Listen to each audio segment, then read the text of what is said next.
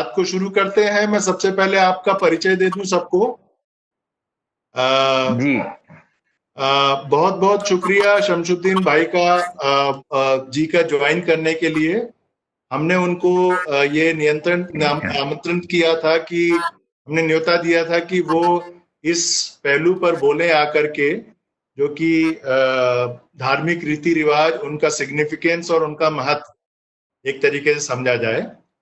तो शमशुद्दीन भाई ने उसको स्वीकार किया और हमें बहुत खुशी हुई। और आज इस चर्चा के लिए कम से कम 35 लोगों ने अपना हामी भरी थी, जिनके साथ हमने अपना ये लिंक शेयर किया है। कुछ लोगों को ज्वाइन करने में दिक्कत आ रही, हो सकता है कुछ बीच में ज्वाइन करेंगे। तो पहले मैं थोड़ा सा परिचय जो जो मौजूद है उनके बारे में दे दूं। ये ज्यादातर लोग जो है या तो मिश्र विवाह से जुड़े हैं या फिर उस विचारधारा से यकीन रखते हैं जो कि बराबरी, आपसी बराबरी, जेंडर इक्वालिटी और इन सब मुद्दों पे काम करते हैं। इसके अलावा ये मिला जुला ग्रुप है, क्योंकि इसमें कुछ ऐसे लोग हैं जो धर्म को पूरी रीति रिवाज और पूरे रिचुअल्स के साथ मानते हैं। कई ऐसे लोग हैं जो धर्म को बिल्कुल नहीं मानते हैं, नास्तिक हैं। कई ऐसे लोग हैं जो कि धर्म या किसी सुपर नेचुरल ताकत को मानते हैं, लेकिन कोई रीति रिवाज में कोई आस्था नहीं है उनकी। तो ऐसा मिला जुला ग्रुप है ये। और शमशुद्दीन भाई के बारे में मैं परिचय दे दूं। शमशुद्दीन जो है, शमशुद्दीन जी, डॉक्टर शमशुद्दीन मुस्लिम सत्य शोधक मंडल पूना में 2070 में इसका गठन हुआ था। जी जी 1900।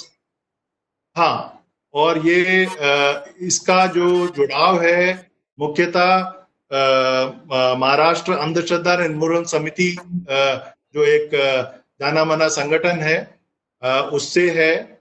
और शमशुद्दीन जी इससे काफी लंबे समय से जुड़े हैं और धर्म और धार्मिक कर्मकांड या रीति रिवाज पे लिखते आए हैं और काम करते आए हैं। तो हमें लगा कि आप सबसे एकदम सही व्यक्ति होंगे इस विषय पे अपनी बात रखने के लिए। तो छोटे से तौर पर, क्योंकि सब अलग अलग बैकग्राउंड से लोग हैं, सबको अपनी बात रखने का हक है, अपनी बात कहने का हक है। और कोशिश ये की जाएगी कि सबसे पहले, क्योंकि आप हमारे स्पीकर हैं, आप अपनी बात पूरी तरीके से रख लें। उसके बाद बाकी लोग एक एक करके अपने स्पीकर, अपना ऑडियो खोल करके अपनी अपनी बात जो रखना चाहते हैं रखें। कोई भी ये समूह वैसा ग्रुप है कि जिसमें सब अपनी बात रख सकते हैं और हम किसी के विचार या किसी के खिलाफ नहीं है, ना ही कोई उसको एक्सट्रीम तक ले जाएंगे। तो बहुत बहुत शुक्रिया। अब मैं चाहूंगा कि शमशुद्दीन भाई अपना स्पीकर ऑन करें और अपनी बात सबके सामने रखें और अपना परिचय भी रखें। असल में धनक फॉर ह्यूमैनिटी जो है मुस्लिम सत्य शोधक, और हम अभी एक ही परिवार के मैं समझता हूं। और खास करके मुझे अब यहाँ पर आसिफ भाई, रानू जी और यहाँ पर और कोई पहचान के चेहरे भी दिख रहे हैं जो 2 साल पहले पुणे में आए थे अपने प्रोग्राम में ज्वाइन करने के लिए। तो सबसे पहले मैं आसिफ भाई का, रानू जी का और धनक फैमिली का शुक्रिया अदा करता हूं कि उन्होंने मुझे मेरे ख्याल आपके सामने रखने के लिए ये मौका दिया है। आज रमजान का पहला दिन है और ये उस सिलसिले में और भी एक बड़ी बात है, मौका है।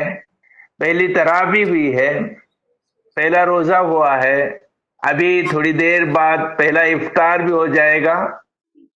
तो ये जो रमजान महीना है, शुरू में मैं उसके बारे में थोड़ा बात करना चाहूंगा।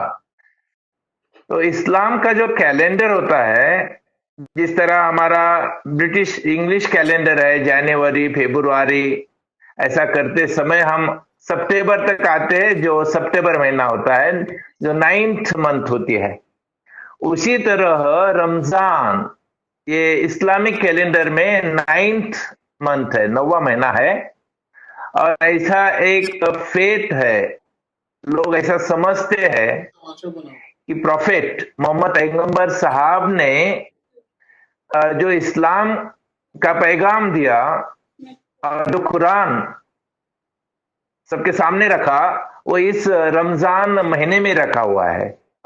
और इसलिए मुस्लिम समाज में रमजान को एक अलग सा पायसनेस, पवित्र महीना ऐसा जानते हैं। और आपको पता है कि बहुत सारे लोग इस महीना को आत्मशुद्धता करने के लिए, एक दूसरे के साथ खुशियां बांटने के लिए, अपना खुद का संयम रखने के लिए और प्योरिटी जिसको हम कहेंगे उसकी ओर जाने के लिए इस महीने का इस्तेमाल करते हैं, रोजा रखते हैं। बहुत सारे लोग नमाज पढ़ने के लिए मस्जिद में जाते हैं, और जो असल में आमतौर पर जाते नहीं वो भी रमजान में मस्जिद में जाते हैं। और इस वक्त तराबी की भी एक नमाज होती है जो रात में की जाती है, छठी नमाज। अब हुआ ऐसा है, ऐसा समझ लोग ऐसा समझते हैं, मुस्लिम लोगों का ऐसा भरोसा है कि रमजान जब शुरू होता है उस दिन अल्लाह उनके लिए, मुसलमानों के लिए जन्नत के दरवाजे खुले करता है, और जो शैतान होते हैं उनको चैन में बांधा जाता है। अब बात ऐसी है, इस साल जो शैतान है, जो कोरोना के रूप में सामने आया है, और दुनिया में कोरोना शैतान जैसा इंसान के सामने एक बड़ा चैलेंज उसने रखा हुआ है। तो बहुत सारे इस्लामिक कंट्रीज में भी अभी मस्जिद बंद की गई है, और सऊदी अरेबिया में जो मक्का है वहां की जो मस्जिद है वो भी बंद की है। और इसलिए रमजान में अब मस्जिद में जाना ये कुछ अच्छा नहीं माना जाता, फिर भी कुछ लोग जाने की कोशिश भी करते, वो अच्छा नहीं है। दूसरी बात, पैगंबर साहब के हदीस जो है, उस हदीस में ऐसा माना गया है, कहा गया है कि पैगंबर साहब के जमाने में भी इस तरह से एक महामारी जिसको कहेंगे, या तो संसर्ग एपिडेमिक कहेंगे, वो आया था। और इस एपिडेमिक के समय खुद पैगंबर साहब ने भी ये कहा था कि लोगों ने जो पब्लिक प्लेसेस है वहां पर जाना नहीं, मस्जिद में नमाज के लिए जाने की जरूरत नहीं, जो रिलीजियस ड्यूटीज है वो आप अपने घर में इस ड्यूटीज को परफॉर्म करना चाहिए। तो अभी हदीस का ये संदेश जो है, वो संदेश आम आदमी लोगों ने सामने रखना चाहिए। पुलिस प्रशासन कोरोना रोकने के लिए जो भी पाबंदी दे रही है, गाइडलाइंस दे रही है, उसको अमल में लाने की जरूरत है। क्योंकि कुरान में ऐसा भी लिखा हुआ है कि एकाध भी इनोसेंट आदमी हमारी वजह से अगर से मरता है तो पूरे मानव जाति को मारे जैसा होता है। तो ये सब बैकग्राउंड में इसलिए कह रहा हूं कि आज रमजान की शुरुआत हुई है और पहला रोजा भी है। साथ में इस रमजान के दौरान ज्यादा से ज्यादा लोग जो अपने पास धन होता है उस धन को गौर गरीब लोगों को एक सोशल कमिटमेंट के रूप में लोगों को देती है, जिसे जकात देना कहते हैं, सदका होता है, फितरा भी होता है। तो ये देने के बहाने में भी लोग बाहर निकल सकते हैं। तो मेरा ऐसा इन सब भाइयों को मैंने आज अपील किया है, जो हमारे पास टेक्नोलॉजी है, डिजिटल डिवाइसेस है, उसका इस्तेमाल करके हमने ये सब कुछ बातें करना चाहिए। अब ये जो रमजान महीना है, ये इस समय सब दुनिया में मुस्लिम जगत के लिए बहुत इंपॉर्टेंट महीना है। लेकिन अगर से हम कुछ बातों पर संयम रखेंगे, कुछ बातें ध्यान में रखेंगे, तो ये महीना हमारा ब्लेसिंग हो सकता है, नहीं तो इसका हम कर्स में भी, शाप में भी रूपांतर कर सकते हैं। तो इसलिए मुस्लिम भाई बहनें जो भी है, उन्होंने थोड़ा सा वैज्ञानिक दृष्टिकोण रखते हुए इस महीने में अपने जो सिटीजन्स के जो ड्यूटीज होते हैं वो परफॉर्म करने के लिए जरूरी है, वो ह्यूमैनिटी के लिए जरूरी है। अब दूसरी बात, आसिफ भाई ने जिसका जिक्र किया वो मुस्लिम सत्य शोधक। मुस्लिम सत्य शोधक ये जो मोमेंट है वो मोमेंट 1970 में शुरू हो गई। उसके पहले 5-7 साल हामिद दलवाई जी, ये जो सोशल रिफॉर्मर थे, एक्चुअली वो जर्नलिस्ट भी थे, ऑथर थे, रैशनलिस्ट थिंकर थे, पर्सनल लाइफ में वो अथेइस्ट भी थे, नॉन रिलीजियस थे। लेकिन मुस्लिम समाज में रिफॉर्म लाने के लिए उन्होंने कुछ बातें की, ये संगठन स्थापन की। ये संगठन इस साल 50 साल पूरे किए हैं। तो इस हामिद दलवाई ये कहते थे कि मैं भारत के इस्लामिक कल्चर में पैदा हुआ हूं और इस इस्लामिक कल्चर में जो अच्छी बातें हैं उसका मैं अभिमान रखता हूं, I am proud of that. लेकिन जो बुरी बातें हैं, अगली बातें हैं, वो बदलना चाहिए, उसमें सुधार लाना चाहिए। तो इस तरीके से मुसलमानों को अपने जो अर्थली प्रॉब्लम है, जो अर्थली मतलब रोजाना प्रॉब्लम है, डे टू डे लाइफ के प्रॉब्लम है, वर्ल्डली अफेयर्स है, वो छुड़वाने के लिए रिलीजन बीच में लाने की जरूरत नहीं है। तो ये धर्म के आगे जाने वाली, बियॉन्ड रिलीजन जाने वाली कुछ बातें होती है, उसको मद्देनजर रखते हुए समाज में परिवर्तन लाना, ये भी उसके साथ में मकसद रह चुका है। दूसरी बात, हामिद दलवाई का एक कहना था कि हिंदू धर्म हो, क्रिश्चियन धर्म हो, इस्लाम हो, बौद्ध हो, हर एक जो धर्म है उसके बारे में उसकी जो महानता, उसका जो लिबरलिज्म है, उसका जो ह्यूमैनिज्म है, ये सब धर्म बड़े हैं, यह एक सत्य है, ये एक सही बात है।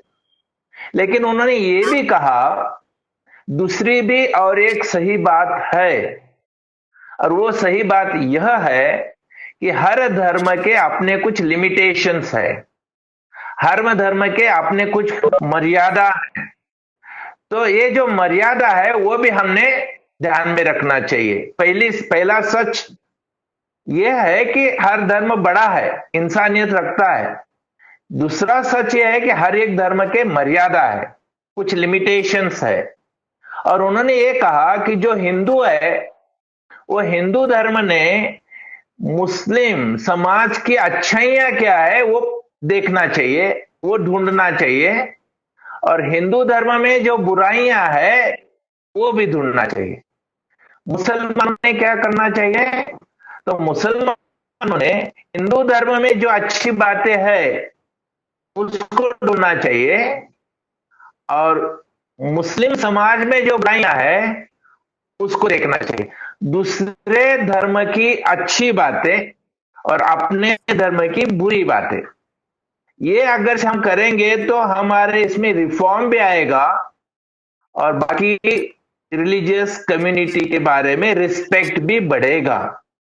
तो ये रिस्पेक्ट बढ़ाना, एक दूसरे को एक्सेप्ट करना, इसलिए ये अप्रोच रखा गया था। अब बातें रखने वाला हूं आपके सामने, इसमें वो बाहर बताएगा, मतलब मैं जो बात रखने वाला हूं इसमें अब टॉपिक ऐसा है कि रिलीजियस एंड कल्चरल रिचुअल्स के बारे में बात करना है। और इसका रिलेवेंस क्या है, इसके रीजनिंग क्या है, ये भी आपके सामने मैं रखने वाला हूं।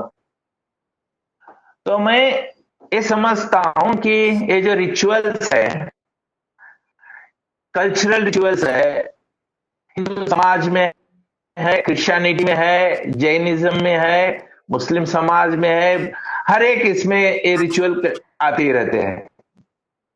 तो जो भी रिलीजन है, सबसे पहले मैं रिलीजन के रिलीजन के 3 एलिमेंट होते हैं एक रिलीजन में। The 3 things elements. The first one, हर एक रिलीजन में एक स्पिरिचुअलिटी होती है। Spirituality means life after death के बारे में कुछ बातें होती है। और ये जो स्पिरिचुअलिटी है वो आत्मविकसन के लिए, दिन को एक उन्नत करने के लिए, अच्छे इंसान बनने के लिए इसकी कभी कुछ हद तक जरूरी होती है। वो स्पिरिचुअलिटी की बात है, हर एक रिलीजन में स्पिरिचुअलिटी होती है। दूसरी बात, हर एक रिलीजन में मोरालिटी भी होती है, नैतिकता होती है। इंसान को अच्छा बनाने के बारे में कुछ ख्याल होते हैं। तो सज्जनता जिसको हम कहेंगे उसके बारे में होते हैं। जैसे क्रिश्चियनिटी में कहा है कि लव दाय नेबर एज दाय सेल्फ। इस्लाम ने कहा है कि रात को सोने के पहले तुम अपने दाएं हाथ में 10 घर देखिए, बाएं हाथ में 10 घर देखिए, कोई भूखा तो नहीं है ये देखिए, और फिर हम खाना खाना चाहिए। और अतिथि देवो भव होगा। और बाकी ये जो सब जो अच्छी बातें है जिसको हम मोरालिटी कहते हैं, वो हर एक रिलीजन में मोरालिटी भी होती है। और रिलीजन का जो तीसरा एस्पेक्ट है वो है identity. First is spirituality, second is morality, and the third one is identity. इस्लाम मुस्लिम समाज का एक अलग आइडेंटिटी है, हिंदू समाज की अलग आइडेंटिटी है, क्रिश्चियनिटी की अलग आइडेंटिटी है, सिखिज्म की अलग आइडेंटिटी है। कि हम देखते हैं कि उनकी जो वेशभूषा है पारंपरिक लोगों की अलग होती है, उनके जो प्रार्थना स्थल है वो अलग अलग होते हैं, खाने पीने की बातें भी अलग होती है, रहन सहन अलग होते हैं, और प्रार्थना के मेथड्स अलग होते हैं, भाषा कभी कभी अलग अलग होती है। तो ये जो अलग बना है वो रिलीजियस कम्युनिटी की एक आइडेंटिटी होती है। अब दुर्भाग्य की बात यह है कि हमारे समाज में जो रिलीजन को फॉलो करने वाले जो लोग हैं, वो रिलीजन के स्पिरिचुअलिटी को और उसके मोरालिटी को भूल जाते हैं, बाजू रखते हैं, और रिलीजियस आइडेंटिटी को ही वो रिलीजन मानते हैं। तो ये जो कल्चरल रिचुअल्स जो है, वो कल्चरल रिचुअल्स भी रिलीजियस आइडेंटिटी का एक भाग होता है। तो अभी जैसे कल्चरल रिचुअल्स में कुछ जो बातें आई है, वो उस जमाने में हो सकता है कि उसको कोई रिलेवेंस था, उसके पीछे कुछ रीजनिंग था, और वो कभी कभी हो भी सकता है कि वो बातें अच्छे भी थे, वो फेथ की बातें थी। लेकिन जब 100 साल होते हैं, 2 साल होते हैं, 500 साल होते हैं, जो फेथ की बातें थी वो ब्लाइंड फेथ भी हो सकती है, वो सुपरस्टिशन भी हो सकती है। तो 1000 साल पहले जो फेथ था वो 1000 साल पहले बाद में वो ब्लाइंड बिलीफ भी बन सकता है। तो ये जो है जमाने के साथ साथ बदलने वाले कुछ बातें हैं। तो इसके हर एक रिलीजन में कुछ परमानेंट इश्यूज होते हैं, कुछ टेम्पररी इश्यूज होते हैं। जो इटर्नल बातें होती है, कुछ टेम्पररी बातें होती है। तो इटर्नल जो है वो इबादत की है, वो वर्शिप की है, वो श्रद्धा की है। और टेम्पररी जो बातें हैं वो ट्रेडिशन से जुड़ी हुई है, वो कल्चर से जुड़ी होती है। कल्चर, ट्रेडिशंस, रिचुअल्स मायने रिलीजन नहीं होता, तो रिलीजन के साथ में आई हुई बातें समय के मुताबिक उसमें बदलाव लाना भी जरूरी होता है। जैसे कि सती सिस्टम होगा, अनटचेबिलिटी होगा, विधवा का शादी नहीं होना, ये जो ट्रेडिशन था इसमें कल्चर भी था, लेकिन इस जमाने में वो कल्चर एक्सेप्टेबल नहीं है, वो इक्वालिटी के साथ भी नहीं आता, और इंडियन कॉन्स्टिट्यूशन एक्सेप्ट नहीं कर सकता, तो उस पर हमने पाबंदी लाई हुई है। उसी तरह से इस्लाम में जैसे कि जुबानी तलाक था, बहु बीबियां की जो पद्धति थी, पॉलीगमी के बारे में, हलाला जैसी भी जो कुछ बातें थी, और अभी बुरखा जैसी भी जो कोई बातें हैं, ये उस समय रिलीजियस आइडेंटिटी को, कल्चर को, सोशल रेगुलेशन के लिए कहो, वो जमाने के साथ आई हुई थी। लेकिन इस जमाने में ये जो सब बातें हैं, क्या वो रीजनिंग में, रैशनिंग में बैठते हैं क्या? या तो अभी जो मॉडर्न वैल्यूज है, इक्वालिटी के बारे में, ब्रदरहुड के बारे में, डेमोक्रेसी के बारे में, सेकुलरिज्म के बारे में, इसके अंदर ये बातें बैठते हैं क्या?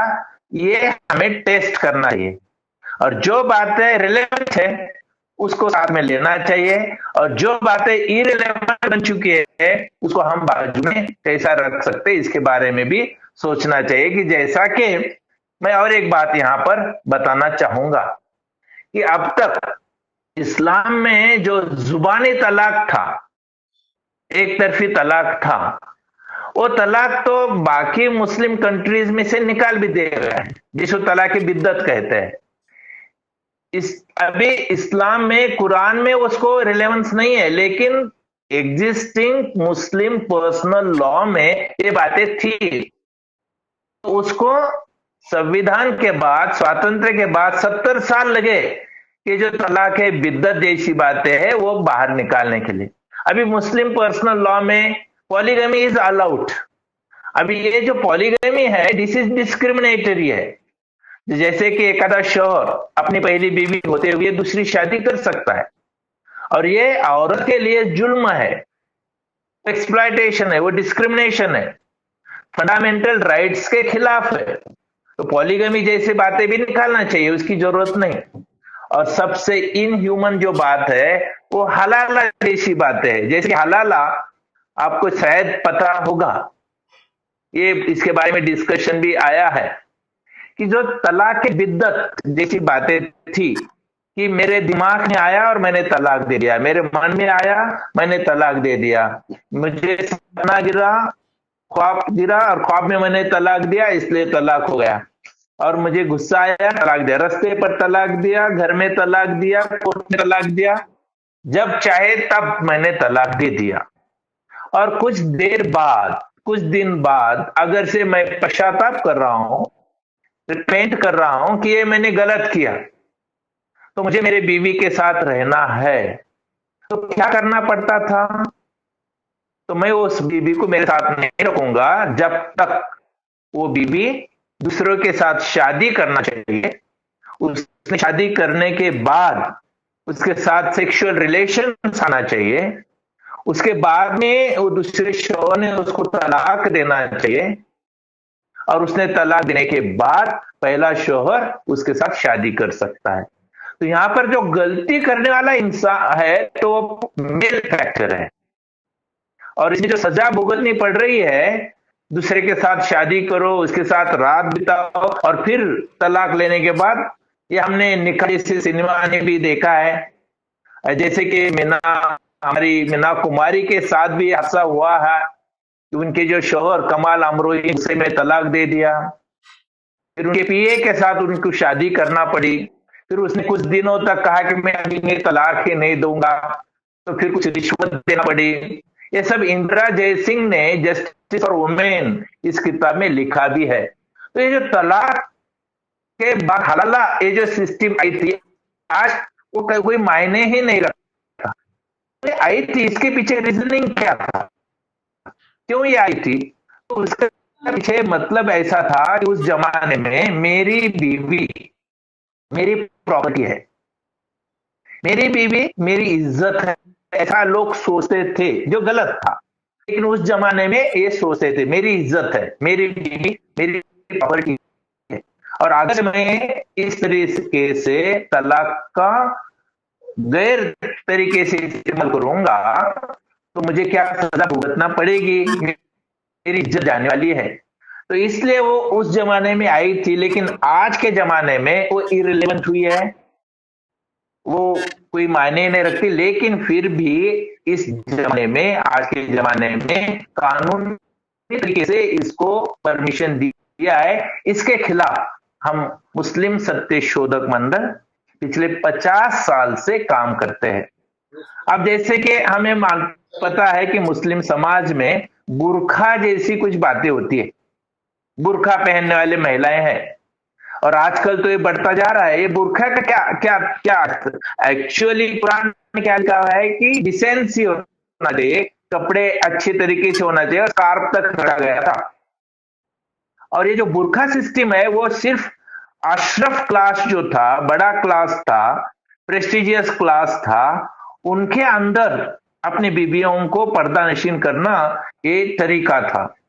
लेकिन बाद में ऐसा होने लगा कि हर एक मुसलमान अपने खुद को प्रेस्टिजियस फैमिली से जोड़ना लगा, और ये करते समय उससे भी ऐसा लगने लगा कि मेरे बीवी को दूसरों ने नहीं देखना चाहिए, तो बुरखा सिस्टम को इस तरह से प्रेस्टीज आ गया।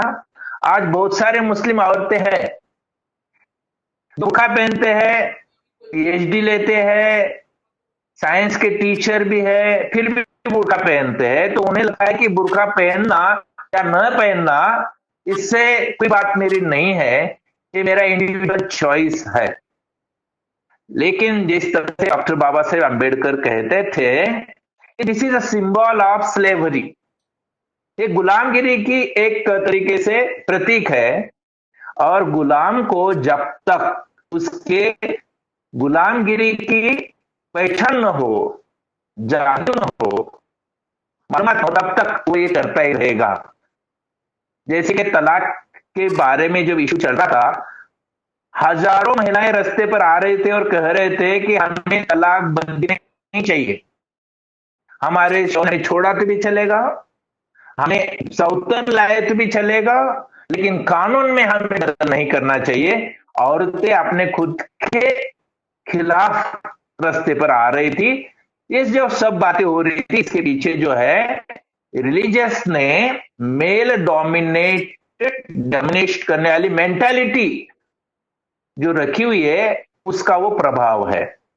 अब तीसरी बात मैं रखूंगा जो आखिरी है कि इस्लाम में खतना, आपको पता रहेगा कि खतना नाम की एक सिस्टम है।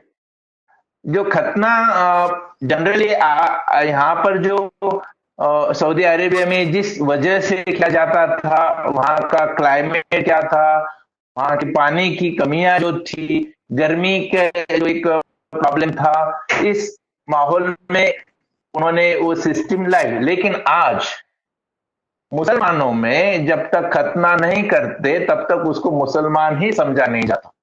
तो ये रिचुअल जो है आज उसको कितना मायना रखते हैं। देखो अकबर जो था, अकबर को जब पता चला कि इस तरीके से मुसलमानों में जो खतना की जाती है, बच्चा 2 महीने का हो, 3 महीने का हो, 6 महीने का हो, साल का हो, 5 साल का हो, उसकी भी खतना की जाती है। तो अकबर ने उस जमाने में एक कानून किया था, बच्चे की उम्र जब तक 11 साल की नहीं होती तब तक उसकी खतना नहीं करना चाहिए। तो आज मैं तो कहूंगा उस जमाने में 11 साल की उम्र एक रखी थी, आज हम ये कह सकते हैं कि आप हमें जो नागरिकत्व मिलता है, संज्ञानता मिलती है, वो 18 साल के होने के बाद मिलती है। तो मुझे लगता है इस तरीके से जबरदस्ती पेरेंट्स मील के ऊपर खतना जैसी बातें करना, ये भी उतना रिलेवेंट आज के जमाने में नहीं है। उसका जो सिग्निफिकेंस था, उसका जो रेलेवेंस था, उसका इंपॉर्टेंस था, वो उस जमाने में अलग तरीके से था। लेकिन आज वो करते समय जब तक बच्चा 18 साल का नहीं होता तब तक उसके मर्जी से जब तक वो नहीं करता तब तक इन जैसी बातें जो है उसको नहीं रखना चाहिए। आपको ये मैंने तो आम मुसलमानों के बारे में कहा।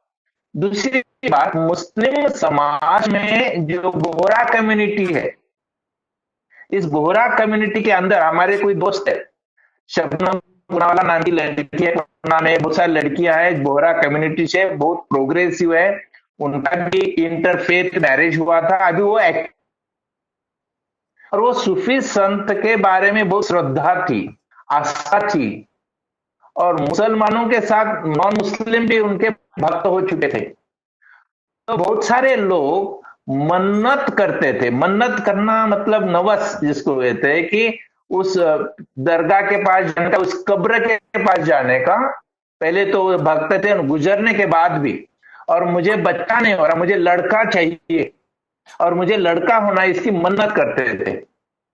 और अगर से डिलीवरी में लड़के के बजाय लड़की हो गई तो वो क्या करते, 1-2 साल के बाद में, 3 साल के बाद में उस लड़की को नए कपड़े पहनाकर, उसके गले में हाथ डालकर, अभी अभी भी चलता था वो, पंजाब के उस कब्र के पास ले जाते थे और वहां पर उस कब्र के पास उस 1-2 साल के लड़की को इस साइड से उस राइट साइड को उसको फिराना, घुमाना, और वहां पर उसको छोड़ देना, और उसकी फिर उसकी शादी भी नहीं, उसका संसार भी नहीं, कुछ नहीं। जैसे कि हिंदू कम्युनिटी में एक देवदासी प्रथा है, देवदासी हिंदू कम्युनिटी में, कि देव के नाम से, ईश्वर के नाम से उस लड़की को जिंदगी भर छोड़ दिया जाता है।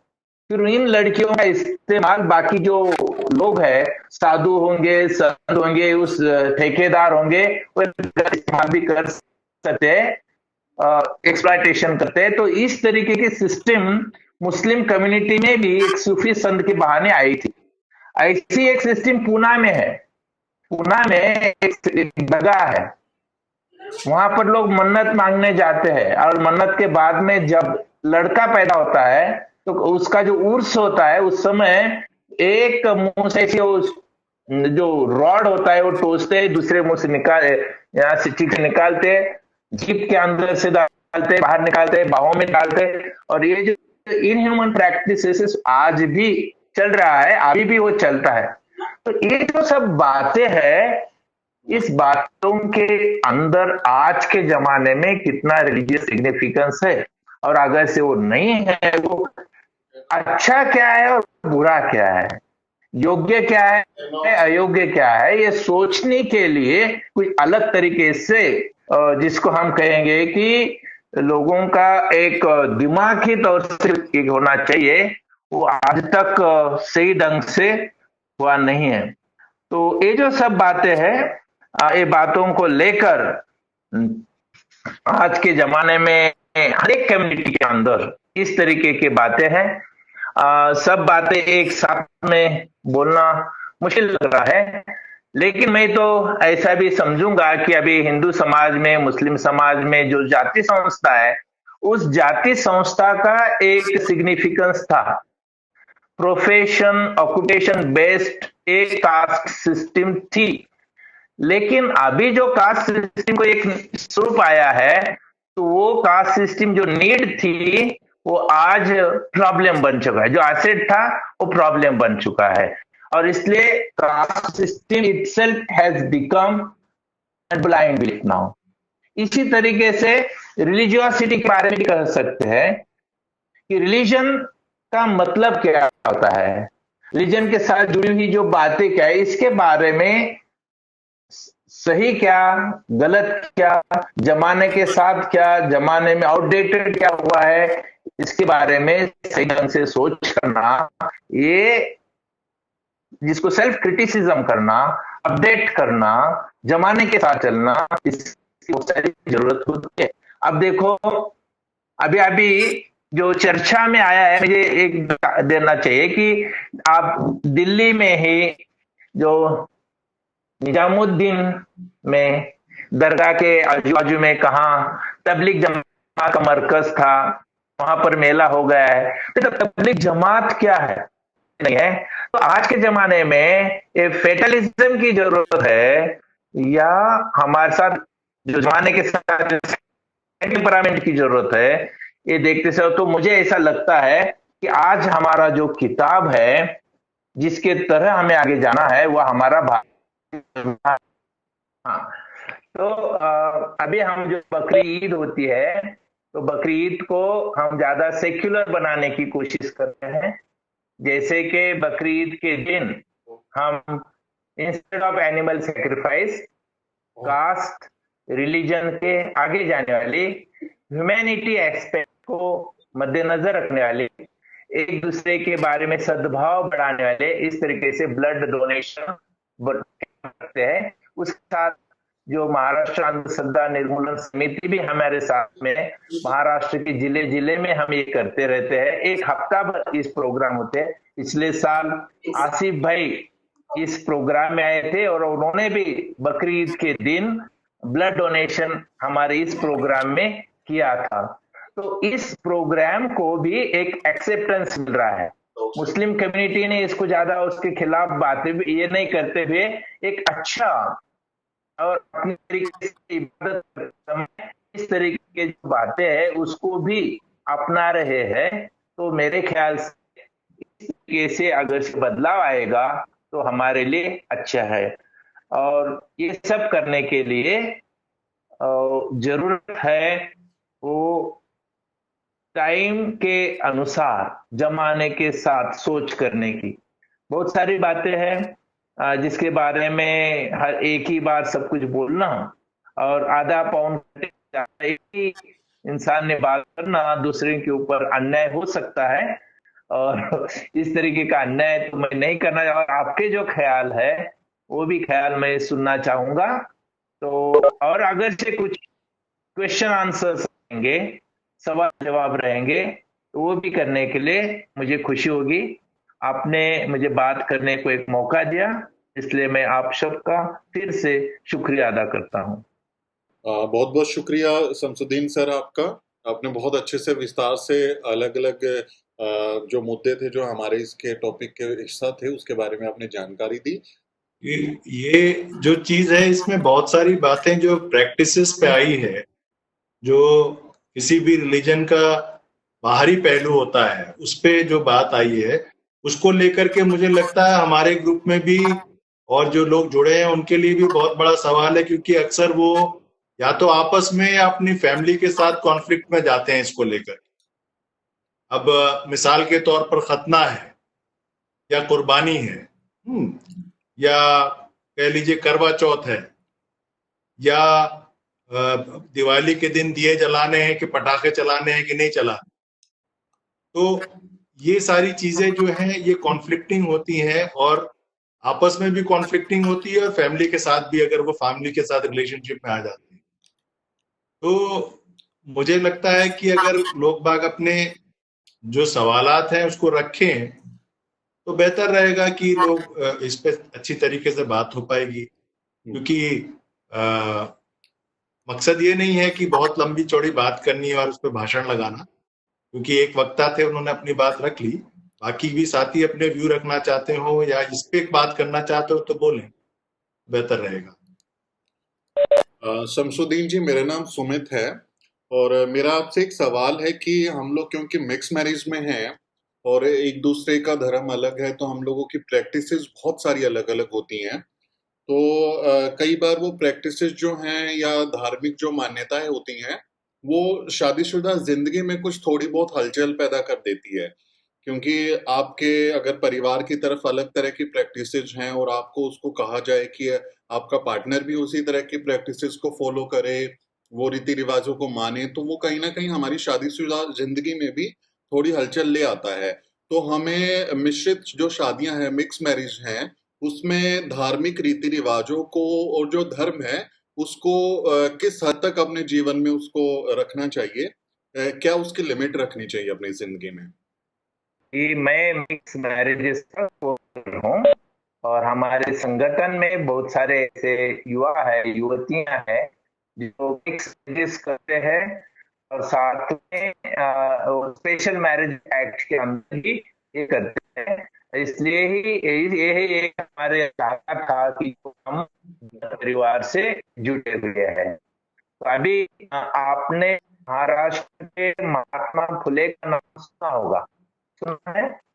हेलो, जी, हम आवाज सुन पा रहे हैं आपकी, आप कंटिन्यू कीजिए। सुन पा, ओके ओके। तो ये जो महात्मा फुले ने एक जिसे अच्छा आदर्श फैमिली को कहेंगे, उसके उन्होंने एक एग्जाम्पल सामने रखा था कि जिस घर में जो माँ है, माँ हिंदू है, बेटी ने किसी बौद्ध से शादी की हुई है, बहू है वो कोई क्रिश्चियन है, और कोई ये अंदर घर के अंदर है तो मुस्लिम है, तो सभी धर्म के जो लोग है फेथ रखने वाले एक ही घर में रहना, वो एक आइडियल फैमिली है। और मुझे लगता डेमोक्रेसी के लिए लोकशाही का एक बहुत अच्छा एक्सप्रेशन है। तो वो एक्सप्रेशन जो है, अभी आपने जो कहा कि रिलीजियस फेस्टिवल्स जो है,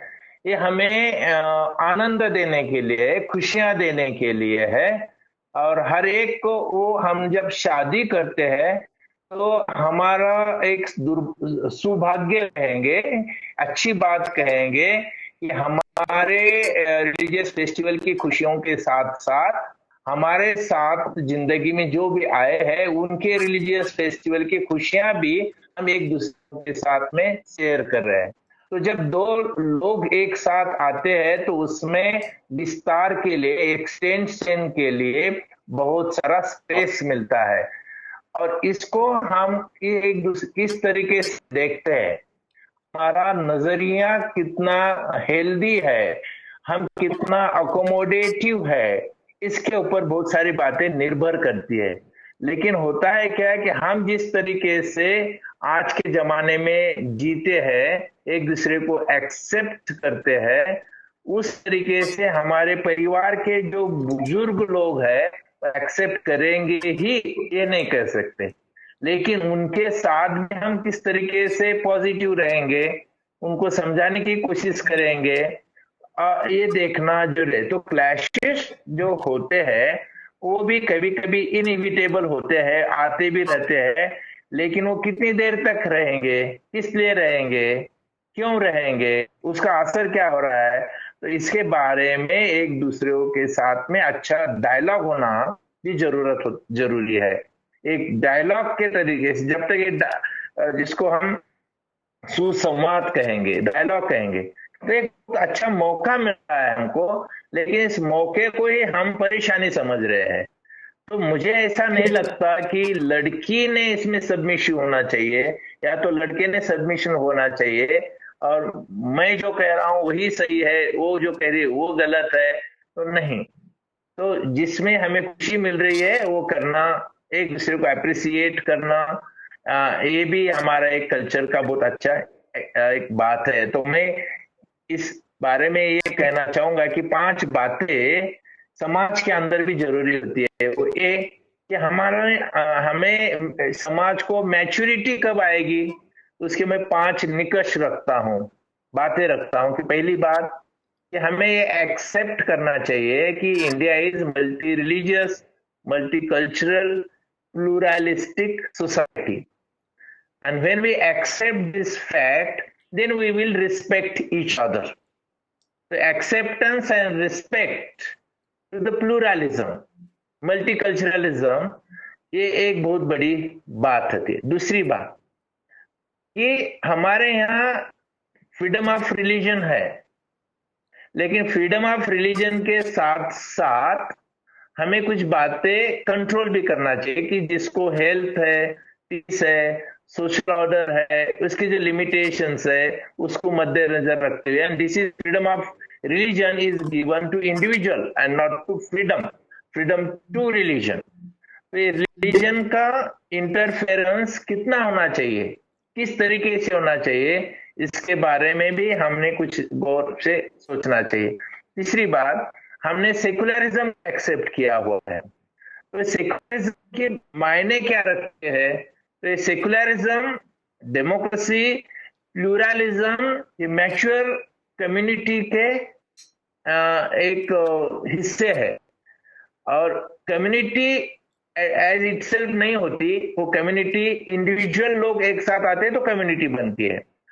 तो हमारा एक बहुत बड़ा उत्तरदायित्व है, हमारा एक कंट्रीब्यूशन भी है कि मैच्योर कम्युनिटी को निर्माण करने में हम मिक्स मैरिजेस वाले लोग बहुत बड़ा कंट्रीब्यूट कर रहे हैं, कि इसमें प्लूरलिज्म आ रहा है, सेकुलरिज्म आ रहा है, डेमोक्रेसी आ रही है। ये जो वैल्यूज किताबें में ही रखकर नहीं चाहिए चलना चाहिए, इक्वेलिटी की बात है, तो ये हम अपने पर्सनल लाइफ में एग्जिबिट कर, जिसका संस्कार हमारे बच्चों के ऊपर भी होना रहा है, और नया समाज निर्माण करने में उसको हम ये करेंगे। तो क्या उसके बाद में मुझे ऐसा लगता है कि जो हमारी मजहबी किताबें हैं, धर्म ग्रंथ है, रिलीजियस बुक्स है, इससे बड़ा मेरे ख्याल जो बुक है, जो नेशनल बुक है, तो इंडियन कॉन्स्टिट्यूशन है। तो हमें ये इंडियन कॉन्स्टिट्यूशन ने सब धर्मों को साथ में लाया भी है, अकोमोडेट भी किया है, और ये करते समय उसके बियॉन्ड जाने की भी एक दृष्टि दी हुई है।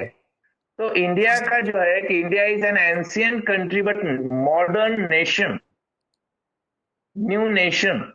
एंशिएंट कंट्री है लेकिन न्यू नेशन है, तो न्यू नेशन के वैल्यूज क्या है, ये इंडिविजुअल ने अपने फैमिली में, और ये सब बातें करने के लिए टॉलरेंस की जरूरत है, एक्सेप्टेंस की जरूरत है, और बहुत अच्छी तरीके से समाज पैदा, एक क्लैशेस वगैरह हो सकती है, लेकिन हमारा नजरिया पॉजिटिव रखते हुए हम इसकी ओर अगर से देखेंगे, क्लैशेस कम और कम्युनिकेशन ज्यादा हुआ, तो ये बातें शायद हर एक इंसान की ये जो प्रॉब्लम्स होते हैं अपन अच्छी तरीके से खुद ही अच्छा समझ सकता है, तो उसमें आउट काटना ये अपने हाथों में होता है, तो वो काटने के लिए कोशिश करना चाहिए।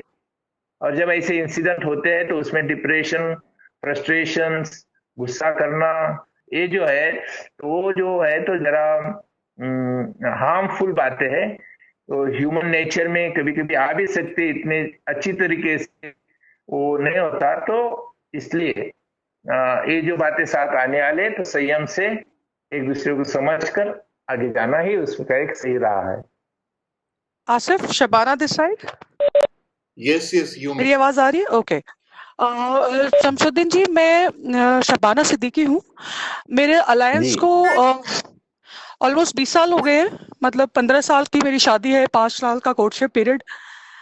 जब रिचुअल्स की बात आती है, मुझे नहीं पता कि मैंने गलत किया या सही किया, ये थोड़ा सा मैं आपसे ही जानना चाहती हूँ। और ये सवाल जरूर मेरे जो यहाँ पे मेंबर्स हैं काफी, जो जिनकी शादी को कुछ साल हो गए हैं, और जो नए लोग हैं उनके साथ भी पिछला डिस्कशन हमारा था कि फैमिलीज के साथ पीछे एक डिस्कशन हो रहा था दाना ग्रुप में ही कि जॉइंट फैमिलीज में कितना हम रह सकते हैं। मैं एक जॉइंट फैमिली में रही हूँ हमेशा से, तो मैंने ये देखा है कि रिलीजन और रिचुअल, इनको डिफाइन करना इतना मुश्किल हो जाता है। जब रिलीजन, मतलब पिछले 15 साल की जो शादी है मेरी, जिसमें मैं इन लॉज के साथ रही हूँ, मुझे रिलीजन से कभी प्रॉब्लम नहीं हुई। मुझे जो सबसे ज्यादा परेशान किया, या मैं देखती हूँ जो नए कपल्स बात करते हैं, अपनी प्रॉब्लम शेयर करते हैं, तो रिचुअल से ही सब प्रॉब्लम होती है। तो ये चीज डिफरेंशिएट करना कैसे आए खुद को, हम कैसे वो चीज अपने पेरेंट्स को बताएं, क्योंकि प्रॉब्लम ये नहीं होती है कि पूजा कर रहे हैं या नमाज पढ़ रहे हैं। रिचुअल प्रॉब्लम होती है, आपने सिंदूर क्यों लगाया, आपने ये वाला व्रत क्यों रखा, आपने वो व्रत क्यों नहीं रखा, और आपने सोमवार को सर धो लिया तो आपने शनिवार को नाखून काट लिए। तो और ये हमारे जो हमारी अपर जनरेशन है उसके हिसाब से ये धर्म है, ये रिलीजन है। मैं ये कभी फॉलो नहीं कर पाई। मेरे लिए सबसे बड़ी जो प्रॉब्लम थी ना, वो ये थी, रिचुअल्स को कैसे अपनाऊं और कैसे फॉलो करूं। वर्किंग गर्ल हूं, कैसे मैं पूरा ऑरेंज सिंदूर लगा के ऑफिस जाऊं, वो मैं कभी समझा नहीं पाई। तो इसको कैसे डिफरेंशिएट किया जाए? क्या यही मतलब एक्चुअली क्या रिलीजन इतना ज्यादा रिचुअल्स से इनग्रॉस्ड है। क्या रिचुअल्स को और रिलीजन को अलग करके नहीं देखा जा सकता? हाँ, तो वही कहता हूँ कि जैसे कि आपने कहा कि हमारे एल्डरली फैमिली मेंबर्स है, उनके वो एक्सपेक्टेशंस है, वो हो सकता है वो गलत है, लेकिन फिर भी वे अपनी जगह पर है। हमारी भी एक जनरेशन है जो हम अपने तरीके से सोचते हैं, हमारे बाद में भी एक जनरेशन आने वाली है कि जो अपने से भी अलग तरीके से हो सकता है वो सोचने वाले हैं। लेकिन अभी ये जो टाइम कॉम्प्रोमाइजेस करना जो है, अच्छा या बुरा, ये जो ह्यूमन रिलेशन से ये सब बातें कि घर में कितनी मैच्योरिटी है, अंडरस्टैंडिंग है, इसी सब बातें जुड़ी हुई है। लेकिन ऐसे इसमें 4 कदम आगे जाने के लिए 2 कदम पीछे आने के लिए कुछ अगर से बात करेंगे तो हम आगे जाने वाली बात हो सकती है। लेकिन वो सामने वाले ने एक बार ये किया तो हमारे प्रिंसिपल में वो बैठ रहा नहीं, तो फिर हम वहां पर वो कुछ एडामेंट हो जाएंगे। तो ये जो है ना, तो ये सब इसमें कॉन्फ्लिक्ट्स आना और कॉन्फ्लिक्ट के साथ साथ एक दूसरे के रिलेशन स्पॉइल होना, ये भी हो सकता है। तो ये वैसा बहुत डेलिकेट इश्यू है। और एक्चुअली हमारे जो लोग एक्सपेक्ट करते हैं, जिस तरीके से आपने बताया कि रिलीजन तो ये नहीं है, ये जो rituals are different from religion. और रिचुअल्स ये टाइम के मुताबिक हो सकते हैं, निकल भी जाते हैं, उसमें कोई मायना। और ये जो जगह जगह पे अलग अलग भी हो सकते हैं, जैसे कि मराठवाड़ा महाराष्ट्र जो एरिया है वहां पर मुस्लिम कम्युनिटी में बिंदी नहीं लगाई जाती, लेकिन पश्चिम बंगाल के जो मुस्लिम लोग हैं वो बिंदियां लगाते हैं। जैसे कि महाराष्ट्र में मंगलसूत्र बोलकर एक होता है, वो लड़कियां पहनती है। इस्लाम के अंदर वो नहीं भी हो सकता है। तो हम ये बातों को एक सौंदर्य के दृष्टि से देख रहे हैं, कंपल्शन के दृष्टि से देख रहे हैं, जबरान ये कुछ हो रहा है इस तरीके से देख रहे हैं। तो नजरिया इंपॉर्टेंट है। और जब आपने ये 15 साल से ये सब किया है तो हो सकता है और कुछ साल आपको ये करना पड़ेगा। और ये करते समय कॉम्प्रोमाइज हम ऑल ऑफ अ सडन सामने वाले का जो एटीट्यूड है, विचारधारा है, उन्होंने इतने साल से अपने दिमाग के अंदर जो कॉन्सेप्ट रखे हुए है वो एलिमिनेट करना, उसको बाजू में निकालना, ये इतना इजी टास्क नहीं है। तो ये जो सब बातें हैं, तो जब मिक्स मैरिजेस होते हैं, लड़का और लड़की एक साथ आते हैं, उस समय इस तरीके के बातों को हम ज्यादा गौर से नहीं देखते, सीरियसली नहीं लेते। लेकिन उसी समय हम एक दूसरे को पहचानने के लिए अगर से कुछ स्पेस देंगे, शादी के लिए शायद हो सकता है एक आधा 6 महीने साल देर भी हो गई तो चल सकता है, लेकिन एक दूसरे के फैमिली को जिसके साथ जिंदगी रहना है उनको समझकर ये कितना हम एक दूसरे के साथ इसका अंदाजा लेकर हम आगे जाएंगे तो वो ज्यादा बेहतर है। लेकिन आपके बारे में अभी हम पीछे नहीं जा सकते, रिवर्स नहीं जा सकते, आगे ही जाने की बात करना चाहिए। तो जितना दिमाग के ऊपर बर्फ रखकर, या जिसको हम पीसफुल माइंड से थोड़ा सा अलग अलग तरीके से इसको हम जाएंगे, तो ये खराब बात कभी कभी होता है ऐसा। बाकी लोग होते हैं कि नॉन इश्यू को इश्यू करते हैं और वो इश्यू के ऊपर से बहुत सारे प्रॉब्लम्स खड़े होते हैं, और जो अच्छे मौके हैं, खुशी के मौके हैं, एक उसको भी हम उस बहाने इससे हम उसको खो बैठते हैं। ये भी कुछ अच्छा नहीं है। ये नीलू कुमार ने सवाल पूछा है आपसे कि जो मिक्स मैरिज है, अंतरधार्मिक जो शादियां होती हैं, उसमें फैमिलीज को कई बार लगता है कि वो कुछ गलत गैर धार्मिक काम कर रहे हैं, नॉन रिलीजियस कोई एक्टिविटी कर रहे हैं। जिस तरह से इस्लाम में कह दिया जाता है कि आप अगर इस्लाम के मुसलमानों से बाहर शादी करेंगे तो वो नाजायज है, वो सही शादी नहीं है। उसी तरह से हिंदुओं में भी कुछ ऐसे तर्क दिए जाते हैं कि हमारा धर्म इस बात की इजाजत नहीं देता है। तो फैमिली को भी कई बार लगता है कि वो अगर अपने बच्चों की बात को मान लेंगे तो वो कुछ ऐसा धर्म के विरुद्ध, धर्म के खिलाफ कुछ काम करेंगे। तो ऐसी फैमिलीज को हम लोग कैसे कन्विंस करें, उनको कैसे समझाएं? ये नीलू कुमार ने सवाल पूछा है आपसे। मुझे सही ढंग से सब बातें सुनने में दिक्कत आई थी, लेकिन जो भी ब्रेक होते हुए जो मेरे कान में, उससे मतलब समझ में आता है कि जो मिक्स मैरिजेस है, लड़का और लड़की दोनों नॉन रिलीजियस मोड पर हो सकते हैं, और ऐसी शादी करते समय जो एक कभी कभी लड़की के घर वाले या लड़के के घर वाले ये कहते हैं कि अपने तरीके से ये शादी होना चाहिए, हमारा रिलीजियस उसमें होना चाहिए। तो एक बात ऐसे हमारे पुणे में भी एक लड़की थी, और लड़का जो था वो बिहार से था शायद, लेकिन ये दोनों भी काम करते थे यूएस में। तो ऐसा एक मुस्लिम है, एक हिंदू है, और ये दोनों भी रह रहे यूएस में। तो पहले तो उन्होंने क्या किया कि स्पेशल मैरिज एक्ट के अंदर उन्होंने शादी की, और वो परमानेंट हो गया वो शादी। बाद में वो पुणे में जब आए तो उन्होंने हिंदू रिलीजियस तरीके से भी शादी कर दी। तो ये हिंदू परिवार है, उनके रिश्तेदार है, वो उसमें खुश हो गए, उन्होंने उसको एक्सेप्टेंस दे दिया। और बाद में वो लड़के जो थे उनके गांव जाने के बाद मुस्लिम तरीके से फिर से उन्होंने शादी कर दी।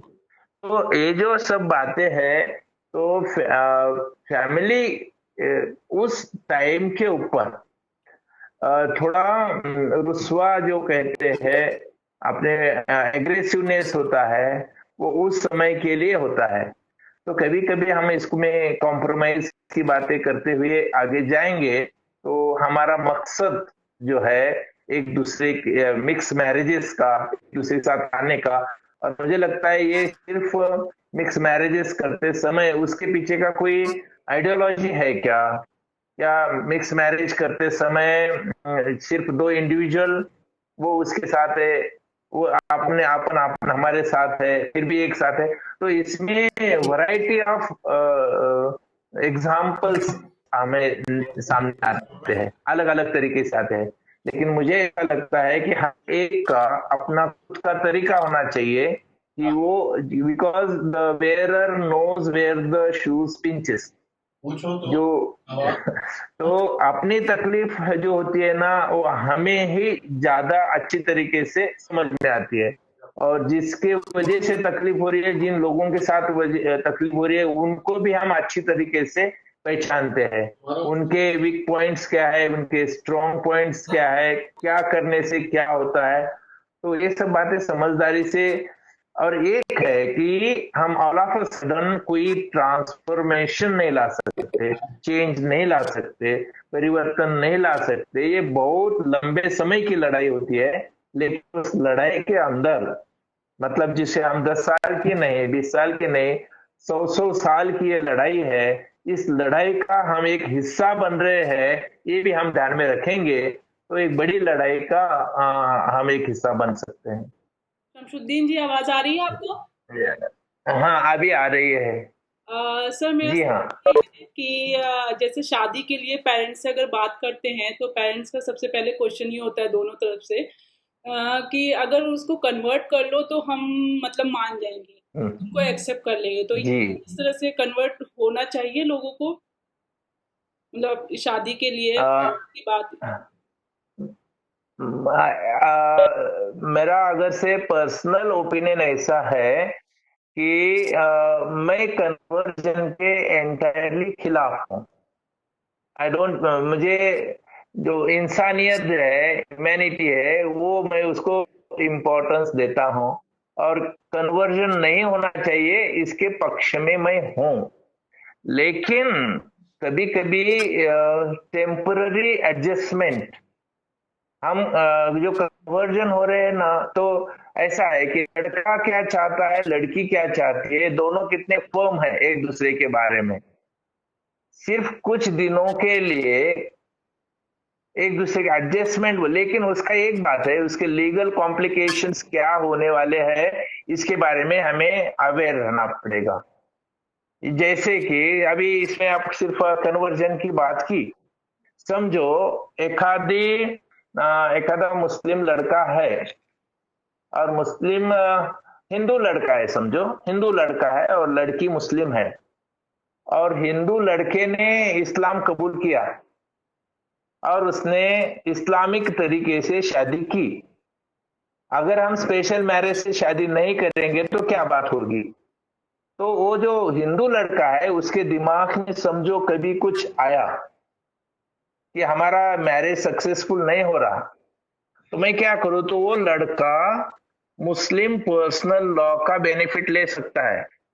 जैसे कि वो तलाक जो इजीली है, जैसा कि जुबानी तलाक अभी बंद भी हुआ, तो जो पुरुष है, मेल है, वो कभी भी तलाक दे सकता, वो एक महीने के गैप से तलाक दे सकता है, कोर्ट में नहीं जाते हुए तलाक दे सकता है, या तो दूसरी भी शादी वो कर सकता है। तो हिंदू को मुसलमान बनाकर शादी करना उस लड़की के लिए आपत्ति हो सकती है। तो फिर ये लोगों को कन्वर्जन हम करेंगे कुछ टाइम के लिए, फिर भी हम स्पेशल मैरिज एक्ट के अंदर उसको रजिस्टर करना ये भी जरूरी होता है।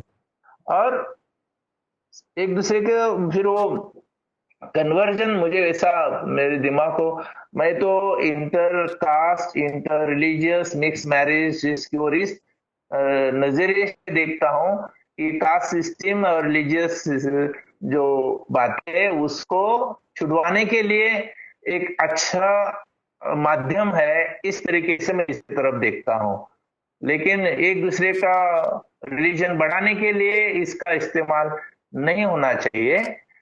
तो greatest service to humanity is to free the community from the clutches of religiosity। और हमारे लोग रिलीजन क्या है, रिलीजियोसिटी क्या है ये समझ नहीं सकते। और कभी कभी लोग ऐसा भी हमारा रिलीजन क्या है, एक दूसरे को एक्सेप्ट करना। इस्लाम में भी कहा है लाकुम दीनुकुम वलिय दीन, तुम्हारा रिलीजन तुम्हारे साथ, हमारा रिलीजन हमारे साथ। लेकिन जब शादी होती है तब आपको फेथ के लिए कन्वर्जन करना पड़ता है, ऐसा कुछ लोग सोचते हैं। लेकिन आज के जमाने के लोगों ने इस तरीके से सोचने की जरूरत ही नहीं लगती। लेकिन कोई भी कभी जो इंसिडेंट्स है, कुछ एग्जाम्पल्स है, कुछ सिचुएशंस है, उसको ढीला करने के लिए, उसको सॉल्व करने के लिए मैंने जो कहा कि 2 कदम आगे जाने के लिए एक आधा कदम पीछे आना जरूरी पड़ी, तो वो करना मुझे लगता है कि ये कॉम्प्रोमाइज स्टाइल से हो सकता है।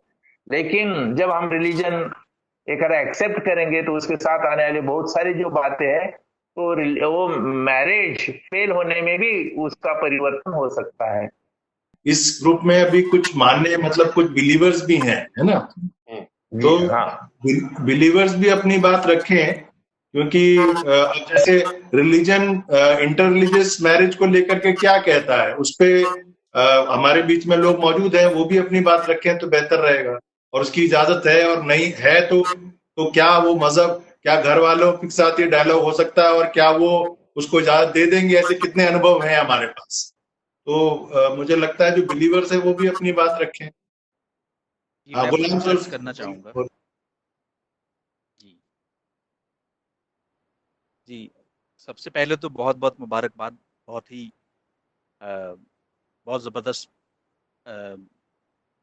गुफ्तगू चल रही है। शमशुद्दीन साहब ने शुरू में बहुत ही खूबसूरती के साथ ये बात रखी है कि सारे जितने भी रिलीजन्स हैं, सभी रिलीजन्स में यूनिवर्सल वैल्यूज भी एक चीज़ है, स्पिरिचुअलिटी भी है, और lot of confusions arise when we mix religion with culture। religion और culture बिल्कुल ही मुख्तलिफ, बिल्कुल ही डिफरेंट चीज़ें रही। और जैसे कि शबाना सिद्दीकी साहिबा ने भी कहा और बहुत ही सही कहा कि रिचुअल्स और religion they are entirely different. अब lot of problems arise because we do interfaith marriage, we do interfaith dialogue. हम इंटरफेथ मैरिज भी करते हैं, इंटरफेथ डायलॉग भी करते हैं, इंटरफेथ कॉन्फ्रेंसेस भी करते हैं, बट इंटरफेथ इंटर-स्क्रिप्चरल डायलॉग नहीं करते। यानी कभी भी एक मुसलमान समझने की कोशिश नहीं करता कि जो बात उसे कुरान में समझाई गई है, जो उसे वहदतुल वजूद, यूनिटी ऑफ एग्जिस्टेंस की बात कुरान में बताई गई है, वही बात वेदों में भी अद्वैता फिलॉसफी के जरिए बताई।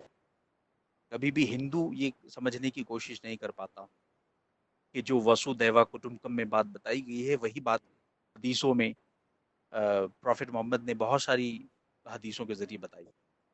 तो ये सारे टेंशन्स उसी वक़्त आते हैं जब हम म्यूचुअल अंडरस्टैंडिंग नहीं बना पाते हैं, एक दूसरे के स्क्रिप्चर्स को, एक दूसरे के फेथ ट्रेडिशंस को नहीं समझ पाते हैं। जो यूनिवर्सल वैल्यूज़ हैं, जिसको शमशुद्दीन साहब ने शुरू में कहा है, ब्रदरहुड ऑफ मैनकाइंड है, इक्वालिटी है, अनकंडीशनल लव है, ये सारे रिलीजन्स में हैं। लेकिन मुसलमान चूंकि कुरान से और हदीस से ऊपर उठ के नहीं देख पा रहा है, और ना ही हिंदू या एक बुद्धिस्ट अपने स्क्रिप्चर्स को छोड़ के दूसरे स्क्रिप्चर्स में झांक पा रहा है, इसलिए हमें ऐसा लगता है कि हमारे ही रिचुअल सही हैं, हमारे ही बिलीफ सही हैं, बाकी सब गलत हैं। तो या मेरा मानना है कि इंटरफेथ मैरिज में जो लोग हैं, उन्हें या तो इधर you believe in all faith traditions और believe in none. We can be people of all faiths or people of no faiths. आप ये नहीं कर सकते कि सिर्फ इस्लाम को लेके चले, आप ये नहीं कर सकते कि सिर्फ हिंदू धर्म को माने। अगर ऐसा करेंगे तो फिर बड़ी प्रॉब्लम्स होंगी। या तो सारे धर्मों को मानिए या एक भी धर्म को मत मानिए। तो this will solve lot of problems. चाहे रिचुअल्स हो, मसलन बात ये बिंदी की बात आई सिंदूर की और मंगलसूत्र की, तो ये सारी चीज़ें हमारे कल्चर का हिस्सा है, ये हमारा रिलीजन नहीं। एक मुसलमान को इसीलिए प्रॉब्लम होती है, उसे लगता है कि कुरान में तो नहीं है, हदीस में तो नहीं है बिंदी लगाना या सिंदूर लगाना, लेकिन ये कल्चर का हिस्सा है। अरब में जो भी कुछ हुआ है, जैसा कि शमशुद्दीन साहब ने शुरू में इशारा फरमाया कि हो सकता है उनके ज्योग्राफिकल कंडीशंस की वजह से खतना, मिसाल के तौर पर अब्राहमिक ट्रेडिशंस का पार्ट रहा है खतना। खतना इब्राहिम जो प्रॉफिट हैं, जीसस क्राइस्ट से बहुत पहले, जो ज्यूज भी मानते हैं, क्रिश्चियंस भी मानते हैं, मुसलमान भी मानते हैं अब्राहम को, तो उनका ट्रेडिशन रहा, उनकी जोग्राफिकल कंडीशंस थी। इसी तरीके से बुर्का है, ये भी एक जोग्राफिकल कंडीशन। इमामा सर पे जो मुस्लिम्स और आज सिख भी पहनते हैं, ये सब धूप से बचने का, हीट से बचने का तरीका उनका था। These rituals belong to different geographical, different historical times. लेकिन हम उन्हें आज 21st सेंचुरी में इंडिया में अगर लागू करने की कोशिश करते हैं, this creates huge problem. So first we need to distinguish between religion and culture. Second, we need to also understand that religion has never been culture exclusive, rather culture friendly. Religion culture friendly रहा है। यानी आप देख लीजिए कि इस्लाम Nusantara, Indonesia में जो मुसलमान है वो अपने कल्चर के साथ इस्लाम को पे अमल करते हैं। इसी तरीके से दूसरी जगहों पे यानी वो अपने नाम अरबिक में नहीं रखते, वो अपने नाम इस्लामिक नहीं रखते, संस्कृत में नाम रखते हैं। यही चीज़ इंडिया के मुसलमान भी कर सकते हैं और करते थे पहले, लेकिन आज ये ख़त्म हो जाने की वजह से हमारी प्रॉब्लम्स स्टार्ट हो गई हैं। तो जब तक हम इंटर स्क्रिप्चरल डायलॉग शुरू नहीं करेंगे, और जो शमशुद्दीन साहब ने एक और बात कही कि अपने धर्म की बुराइयां और दूसरे धर्मों की अच्छाइयां जब तक हम तलाश नहीं करेंगे, मेरा ख्याल है कि बड़ी मुश्किलात का सामना हमें करना पड़ सकता है। खैर, उम्मीद है मुझे कि इस डायलॉग के बाद नए इनपुट्स और नए इंसाइट्स आएंगे।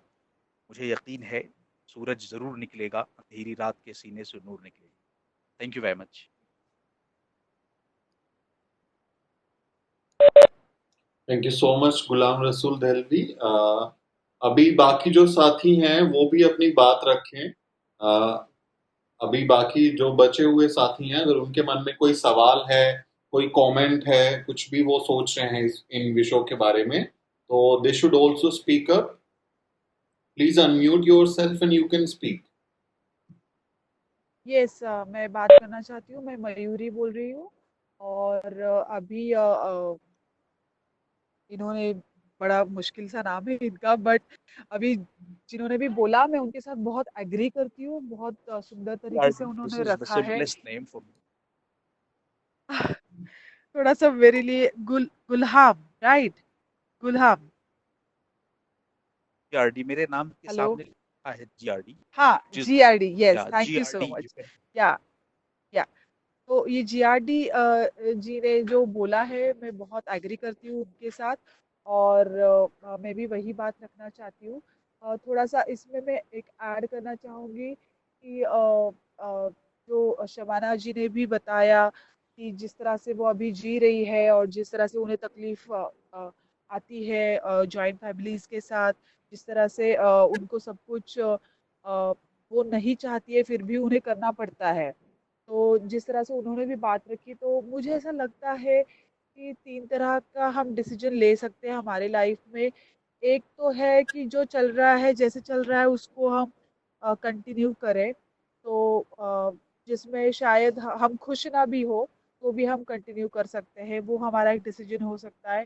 दूसरा डिसीजन ऐसा हो सकता है कि जहाँ-जहाँ पे हमें लगता है वहाँ-वहाँ पे हम एक्शंस ले, और जहाँ-जहाँ पे हमें लगता है कि हमें यहाँ पे कुछ नहीं करना है, वहाँ-वहाँ पे हमें कुछ नहीं करना चाहिए। डिसीजन वैसे हम ले सकते हैं। और तीसरा जो तरीका है ना, वो सबसे डिफ़िकल्ट तरीका है, जो शमसुद्दीन जी भी बता रहे थे, वो है विद्रोह करना। जो है कि जो अभी जीआरडी जी ने भी बोला कि एक तो आप सब कुछ मान लो या फिर कुछ भी ना मानो। तो वो जो कुछ भी ना मानो वाली बात है, वो है विद्रोह करना कि ये मैं नहीं कर सकती, ये मुझे बिल्कुल मेरे दिमाग में नहीं जा रहा है, या फिर मैं नहीं इसको वैल्यू करती हूँ, मैं इसको नहीं मानती हूँ, और इसीलिए मैं नहीं करना चाहती, इससे मैं खुश नहीं हूँ। ये जो थर्ड वाला और क्या कुछ पार्ट है वो बहुत इम्पोर्टेंट है। इवन तो बहुत मुश्किल है, बहुत डिफिकल्ट है, इसमें हमें बहुत कुछ सहन करना पड़ सकता है। बट आई बिलीव कि अगर हम ये कर लेते हैं तो शायद हमें कुछ दिन के लिए हमें थोड़ा सा प्रॉब्लम हो सकता है, सहन करना पड़ सकता है, थोड़े ताने सुनने पड़ सकते हैं, थोड़ी मुश्किलें आ सकती है। बट कुछ दिनों के बाद मुझे लगता है लोग हमें एक्सेप्ट करने लगते हैं, जो हमारे लोग हैं, जो हमें प्यार करते हैं, जो हमें मानते हैं, जो हमारे साथ ज़िंदगी भर रहना चाहते हैं, वो इसको एक्सेप्ट कर सकते हैं और आगे हम बढ़ सकते हैं। तो मुझे लगता है वही एक ब्यूटी है रिलेशनशिप की, कि जो है वैसे एक्सेप्ट करना और उसको रिस्पेक्ट करना, ये 2 चीज़ें मुझे ऐड करनी थी। तो ये हमारे ऊपर है कि हम किस तरह का डिसीजन लेते हैं। बट जो हमें नहीं चाहिए अगर हम वो कर रहे हैं, तो शायद हम अपने साथ भी जस्टिस नहीं दे रहे हैं, हम अपने आप में भी खुश नहीं है, और हम अपने आप को भी कोस रहे हैं, ताने दे रहे हैं, दुख दे रहे हैं। तो इससे अच्छा है, मैं अगर किसी आपकी जगह होती तो मैं शायद विद्रोह करती, और मैं अभी भी मेरे लाइफ में बहुत विद्रोह कर रही हूँ। ये बड़ा मुश्किल काम है, बट यस हम ये कर सकते हैं। या थैंक यू सो मच। मैं एक छोटी सी टिप्पणी है, खासतौर से अभी जब शमसुद्दीन भाई ने बात उठाई थी कि शादी तो खासतौर से मिश्र विवाह अगर है तो शादी तो स्पेशल मैरिज एक्ट के तहत करें, लेकिन अगर ऐसा लगता है कि उससे परिवारों को साथ में लाना आसान होता है तो धार्मिक तरीके से की जा सकती है। इस पे मेरा सिर्फ एक ये चीज मानना है कि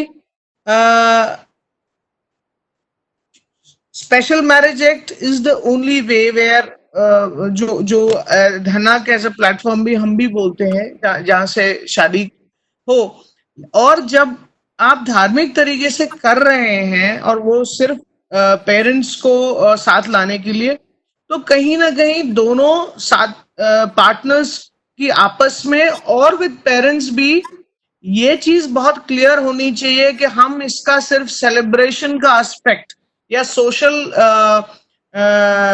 एक्सेप्टेंस के एस्पेक्ट को करते हैं, मेरा पार्टनर उस तरह से कन्वर्ट नहीं हो गया है तो शादी के लिए कन्वर्ट नहीं हो रहे हैं और इस चीज की क्लैरिटी बहुत रहे।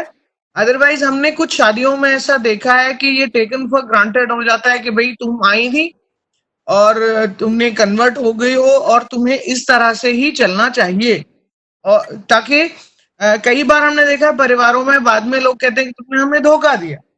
वो क्लैरिटी पार्टनर्स में भी होनी चाहिए और फैमिलीज के साथ भी होनी चाहिए कि हमने स्पेशल मैरिज एक्ट के तहत की है, हमें से दोनों ने किसी ने कन्वर्ट नहीं किया है, और जो आप सामाजिक तरीके से विवाह कराना चाहते हैं जिसमें धार्मिक वो कर रहे हैं, ये सिर्फ एक आपके सामाजिक जो आपका एक फेस है उसके लिए हम कर रहे हैं। ये मेरा मानना है। I fully endorse this point of view. I would like to add, जो लोग निकाह करते हैं, any conversion for the sake of marriage should be punishable. ये एक क्राइम होना चाहिए और मेरा ख्याल है इस पे लोग सोच भी रहे हैं, क्योंकि faith is your personal belief, one can be of any faith, लेकिन conversion for the sake of marriage is completely illogical. At the same time, दोनों families को खुश करना है, तो why don't we do all both kinds of marriages? जैसे in my case we did both निकाह as well as विवाह। तो अगर दोनों ही families को खुश करना है तो दोनों की बात रखी जाए, ऐसा ना हो कि सिर्फ निकाह हो जाए और 7 फेरे ना लिए जाएं। अगर सेलिब्रेशन ही करना है तो फिर दोनों ही किए जाएं, और ये कामयाब भी रहती हैं कि दोनों फैमिली समझती हैं कि इन्होंने हमारा भी ख्याल रखा और उनका भी, विवाह भी कर लें, निकाह भी कर लें, या क्रिश्चियन हैं तो चर्च भी चले जाएं और निकाह भी कर लें, एटसेट्रा। लेकिन only one religious marriage in interfaith marriage is not justice. साफ नहीं, साफ के खिलाफ।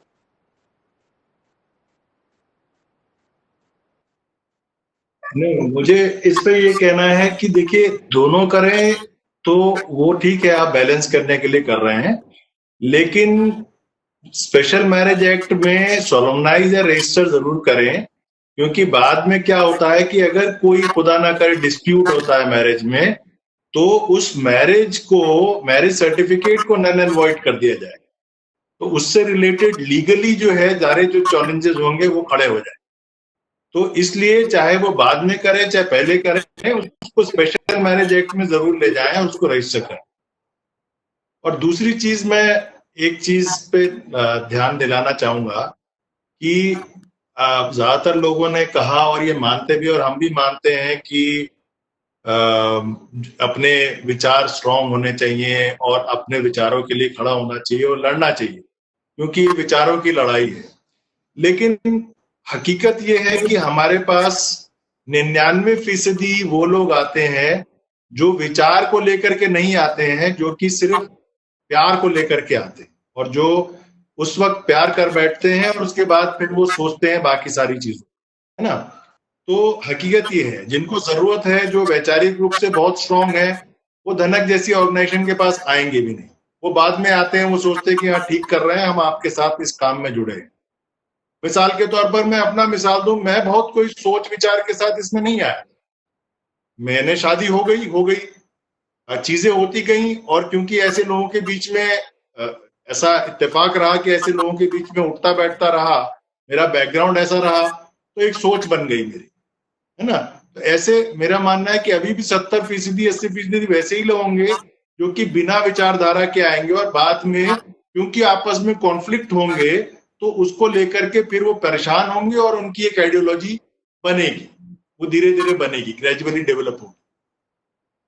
तो ज्यादातर जो अभी भी लोग हैं वो क्योंकि अपने परिवार को, अपने माँ बाप को खोना नहीं चाहते, अपने रिश्तेदारों को खोना नहीं चाहते, इसलिए वो इस कॉन्फ्लिक्ट में रहते हैं और खुश करने में लगे रहते हैं कि कभी ना कभी वो रिश्ता बहाल हो जाएगा।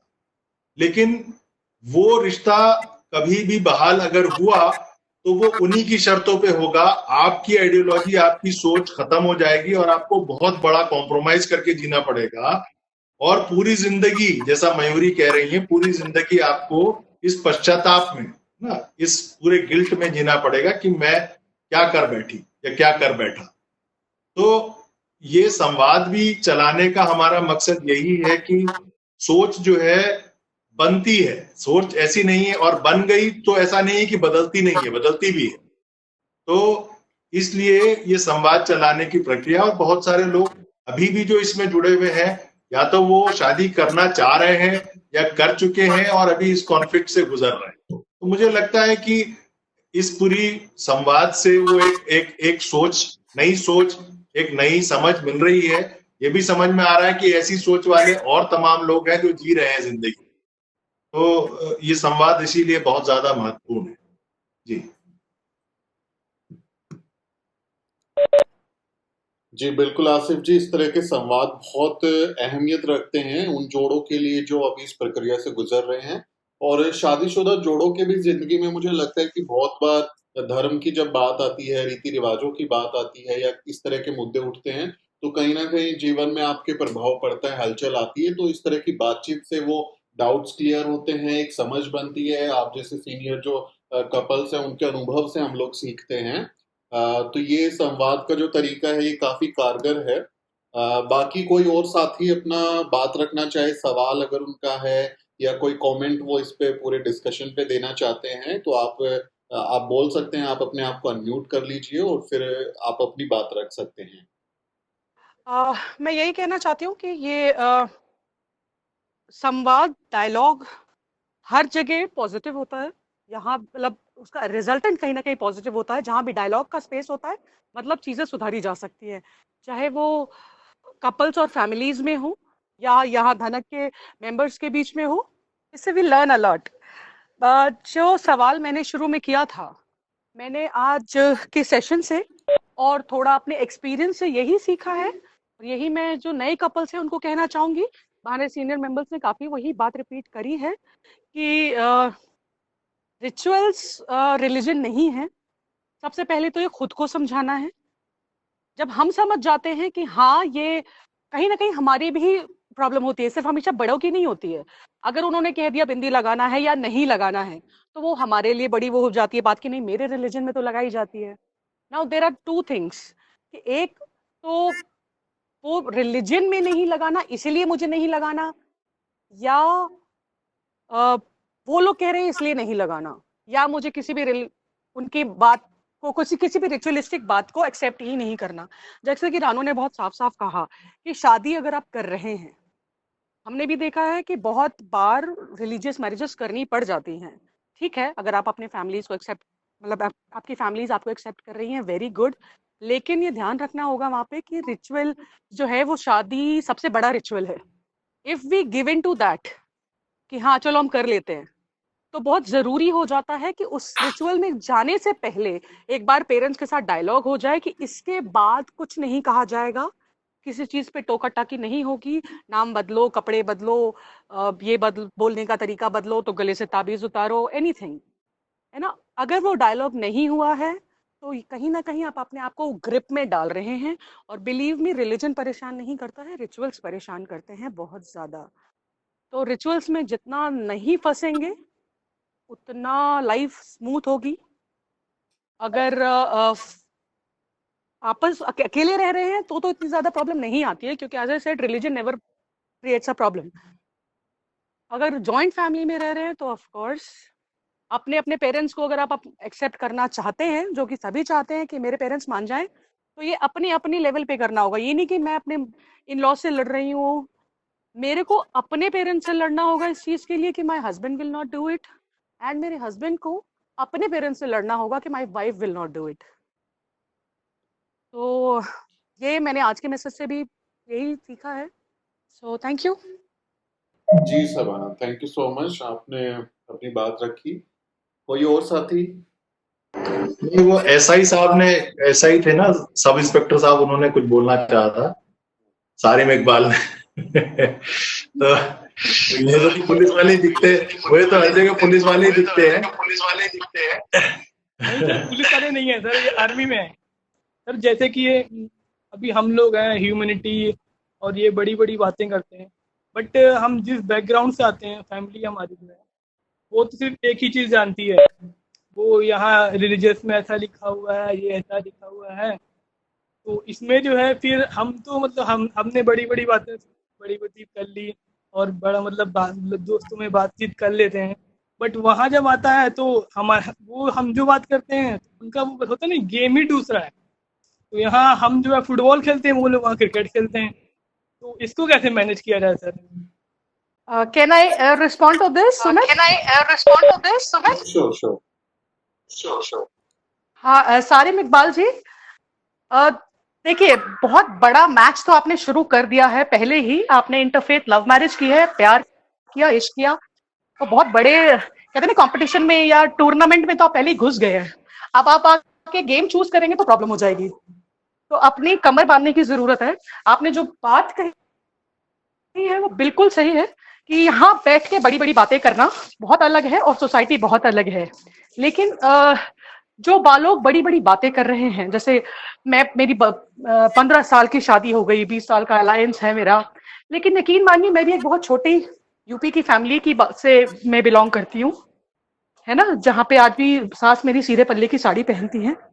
तो रिचुअल्स ना ऐसी ही फैमिलीज में मैटर करते हैं। वो जो हाई प्रोफाइल फैमिलीज होती है ना, मतलब इन लोगों को मैनेज कैसे करना है, मतलब एकदम से छोड़ देना।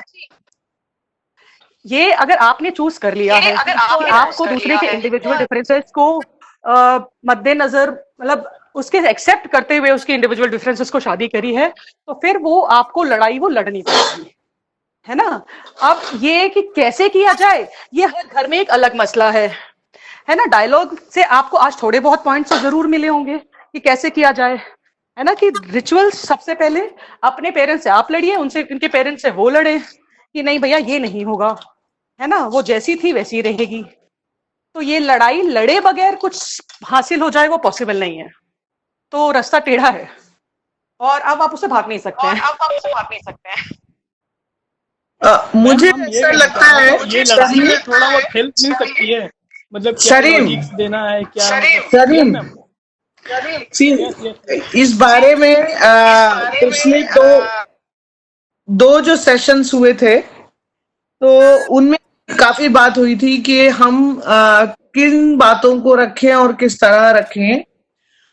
हमारा और मेरा ये मानना है कि ज्यादातर हर पीढ़ी के बाद जो पीढ़ी आती है वो बदलाव लाती है। ठीक है, आपने पढ़ाई की, आपको एक्सपोजर ज्यादा है ना, और कुछ चीजें ज्यादातर जो हम लोग डिसीजन और जिनकी बातें कर रहे हैं वो, जैसा शमसुद्दीन भाई ने कहा कि वो कॉन्स्टिट्यूशन की बात कर रहे हैं, हम बात कर रहे हैं बराबरी की, हम बात कर रहे हैं एक सा होने की।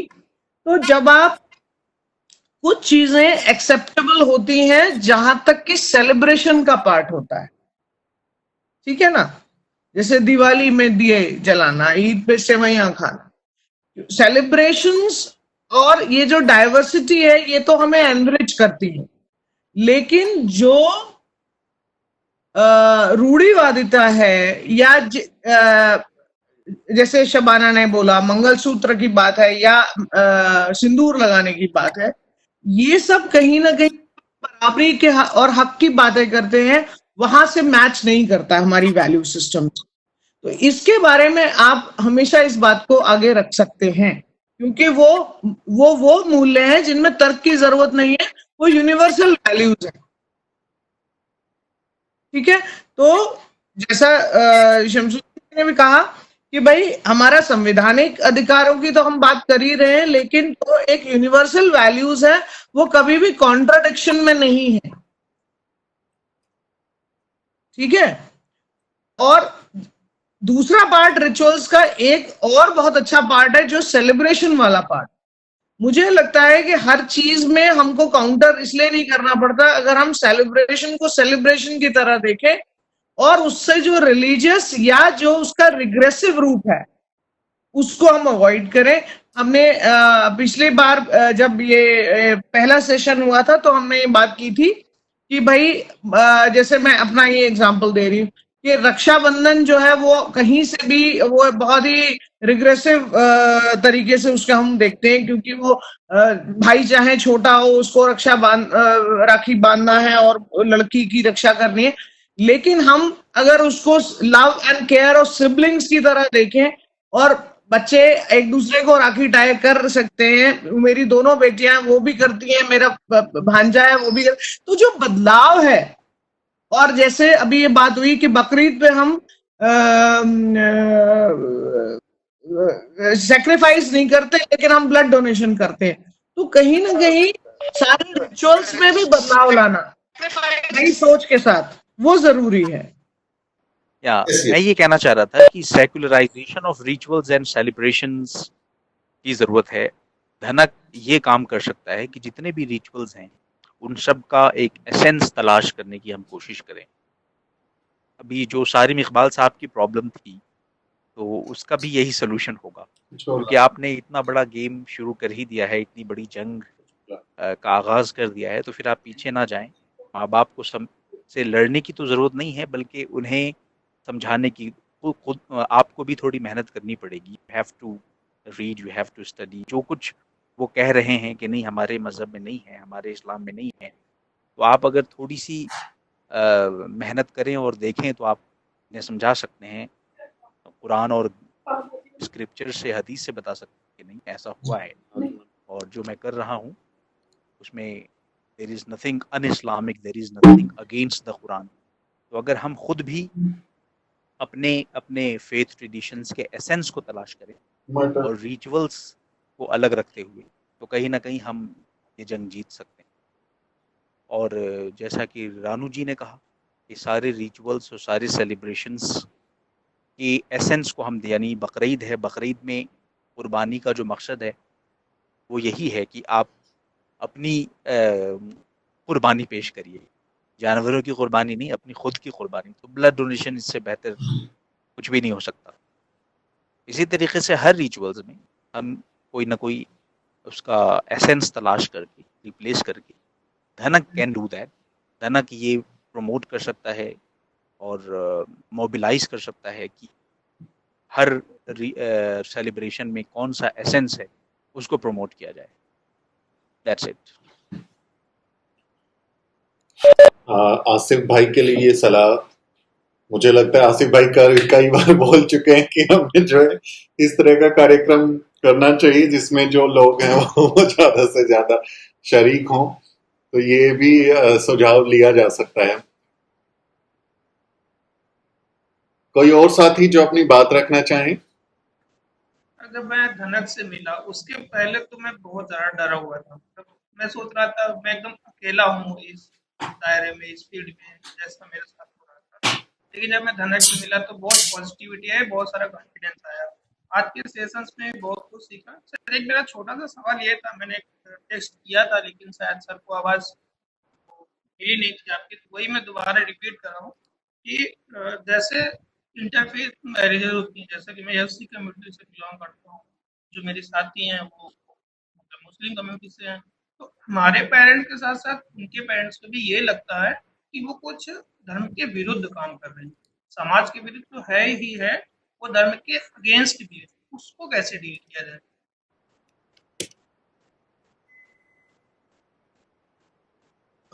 रिपीट करिएगा क्वेश्चन।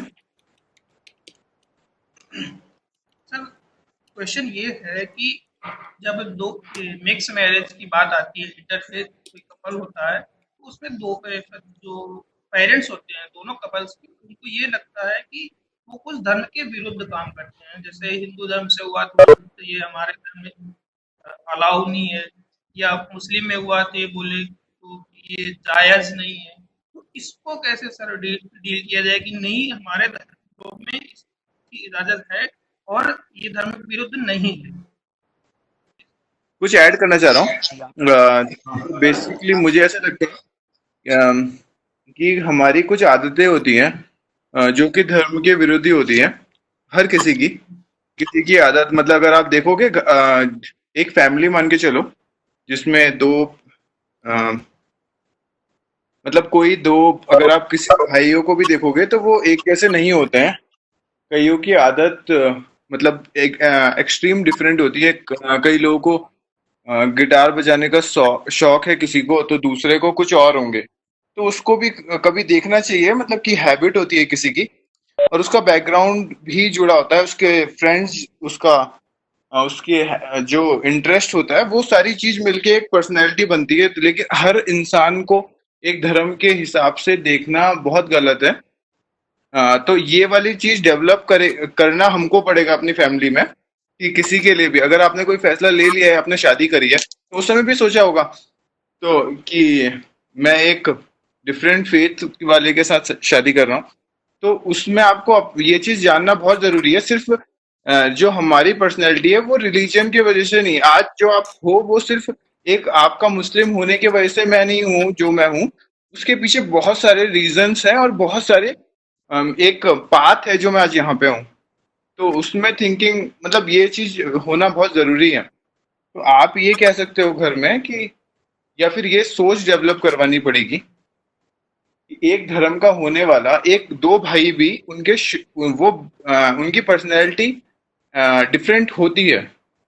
तो अगर कोई आया है उसके पहनावा आपकी तरह मैच नहीं कर रहा है, तो लेकिन तब भी वो, मतलब उसे एक्सेप्ट करना चाहिए। शाहबाज की बात को आगे ले जाते हुए मैं जो कहना चाहूंगा कि देखिए नीलू जी और बाकी साथी भी, क्या सारी काम जो है बाकी उसके परिवार वाले, आपके परिवार वाले धार्मिक रूप से करते हैं? नहीं करते ना। तो शादी को लेकर के या बच्चों को लेकर के इतने धार्मिक क्यों हो जाते हैं, या आप इतने धार्मिक धर्म में क्यों ढूंढने लगते हैं उसका जवाब? आप ये बताइए कि जो आपके साथी हैं अगर वो मुस्लिम हैं, तो उनकी फैमिली क्या ब्याज या बैंक में पैसा नहीं रखते, या कारोबार करते हैं तो घूस का लेन देन नहीं करते हैं, बेईमानी नहीं करते हैं? तो फिर सिर्फ शादी को लेकर के ही क्यों इतना धर्म को लेकर के, और धर्म में ही आप जवाब भी देने के आमादा हो जाते हैं? वही मैं मतलब पूछना चाह रहा था कि इसको कैसे डील किया जाए सर? नहीं तो इसको डील क्या करना, हर चीज का जवाब धर्म थोड़ी है। जब आप बाकी चीजों में धर्म छोड़ देते हैं तो इसमें क्यों इतना धर्म को लेके पड़े हुए हैं आप? कि नीलू देखो, धर्म को अगर आप धार्मिक लोगों को समझाने की कोशिश करेंगे ना, तो उसका वो बहुत व्यापक एक क्षेत्र में है और उनको समझाना बहुत ही मुश्किल हो जाता है। देखिए मेरे मामले में एक छोटा सा एग्जांपल है कि अजरा के पिताजी ने मुझसे कहा कि इस्लाम में इस तरह की शादियों की इजाजत नहीं है, तो हमारे लिए आपकी जो शादी है वो मान्य नहीं है। तो मैंने बड़े ही प्यार से, बहुत ही प्रेम से मैंने उनको कहा कि आप मुझे ये बताइए कि आप लोग दावा करते हैं कि जो अल्लाह है, जो ईश्वर हैं, जो ऊपर वाले जो भी शक्ति है, उसकी इच्छा के बिना कुछ होता नहीं है इस दुनिया में, एक पत्ता भी उनकी इच्छा के बिना नहीं हिलता है, ये आप लोग दावा करते हैं। तो मैं और अजरा भी उसी की इच्छा से मिले होंगे, तो मेरी और अजरा की जो शादी है वो भी उसी की इच्छा से हुई होगी। तो जब अल्लाह की मर्जी से हमारी शादी हुई है, तो फिर आप लोग इंसान, एक छोटे से इंसान हो के क्यों उसका विरोध कर रहे हैं, आप उसके खिलाफ क्यों जाते हैं? तो देखिए धार्मिक शादियों में तो इस तरह के तमाम लोग निकाल सकते हैं, रीजन्स उसमें निकाल सकते हैं, लेकिन मुझे लगता है हर चीज को हम समझा नहीं सकते, क्योंकि वो जब तक उसको एक रैशनल तरीके से समझ के एक्सेप्ट नहीं करेंगे, तो वो धर्म के आधार पे तो अलग अलग तरीके की फिर चीजें निकालते रहेंगे और आपको परेशान करते रहेंगे। जवाब था सुमित साहब, जबरदस्त जवाब था। और ये एक मिसाल है कि आप किस तरीके से, देखिए ये बात तो सही है कि ऐसे लोगों को समझाना बहुत मुश्किल है, लेकिन जो धार्मिक लोग हैं, जो मजहबी ख्याल के लोग हैं, तो आप मजहब से हट कर नहीं समझा सकते। ये फेल्ड अप्रोच है। जो भी अब आप अग्री करें या ना करें, आपने जो जवाब दिया इतना बहुत ही मजहबी जवाब है। आपने जो जवाब दिया है वो गैर मजहबी जवाब नहीं, बहुत ही मजहबी जवाब है। यानी हर मुसलमान इस बात पर ईमान रखता है कि हर चीज़, एक पत्ता भी अल्लाह की मर्जी से नहीं हिल सकता। उसके सामने उसको आपने चुप कर दिया ये कह के कि जब तुम्हारा ईमान यही है कि एक पत्ता भी नहीं हिल सकता, कोई चीज़ नहीं हो सकती, तो फिर वहाँ इसके बाद कोई सवाल ही पैदा नहीं हो। यही अप्रोच हमें अपनाना पड़ेगा जो मजहबी लोग हैं उनके सामने। We have to do some hard work. मतलब हम इसको थोड़ा सा लेजीनेस की वजह से इंटरफेथ में मैरिज वाले लोग ये करते नहीं हैं, थोड़ा सा जानना पड़ेगा कि कुरान क्या कहता है और हदीस क्या कहती है, हिदास क्या कहते हैं। फिर उसके बाद ऐसे लोगों को टैकल करना बहुत आसान हो जाता है। अगर आप सिर्फ ये कह दें कि भाई अल्लाह की मर्जी के अलावा तो कुछ भी नहीं होता ना, कोई मुसलमान इस पे कुछ कह नहीं सकता, because you know that this is a belief of a Muslim, you have a very quick fix answer. मेरे ख्याल है हमारे पास ऐसे आंसर्स होने चाहिए। जी, आकांक्षा, मुझे लगता है अभी और कोई साथी सवाल नहीं पूछ रहा है, तो इस डिस्कशन को अभी हम रैप अप कर रहे हैं। और it was a very good discussion, very healthy discussion about so many questions were answered over there, और हम लोगों को काफी डाउट्स क्लियर हुए हैं।